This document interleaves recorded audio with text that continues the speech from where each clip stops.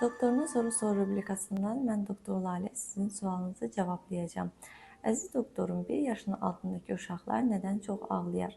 Biz bilirik ki, 1 yaşın altındakı uşaqların dilini anlamaq çox zordur.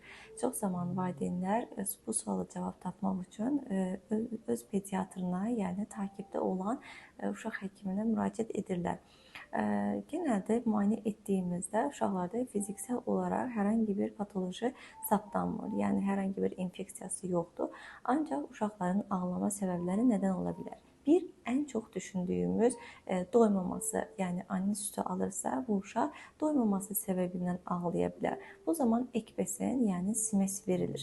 Ancaq simesi götürməyən, hələ də ağlamağa davam edən uşaq demək ki, acıqdığı üçün, yəni doymamasılığından ağlamır. İkinci səbəb qaz şikayəti düşünülür. Bağırsağı dinlədiyimizdə, əgər peristaltizm normaldırsa, bir dəqiqədə bağırsaq səsləri 6-dan fazla duyulursa və palpasiyada, yəni əllə müayinəsində bağırsaqlar rahatdırsa, qarın bombi və gərgin deyilsə, o zaman qaz şikayəti yoxdur və o zaman valideynlərlə sual verilir.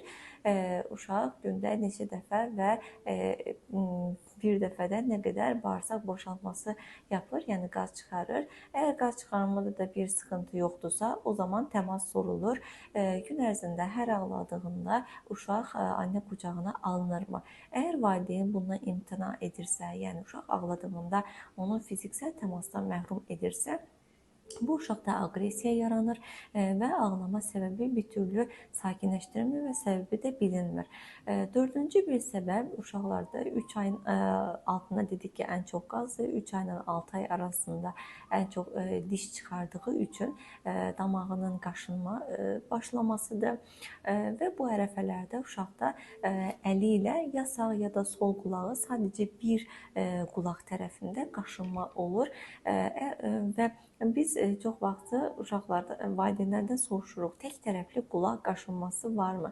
Valideynlər elə düşünürlər ki, uşağın qulağı ağrıyır və qulaq burun boğaza müraciət edirlər və qulaq damlası və otitz diaqnozu qoyulub, otitz müalicəsi başlanılır bu durumda.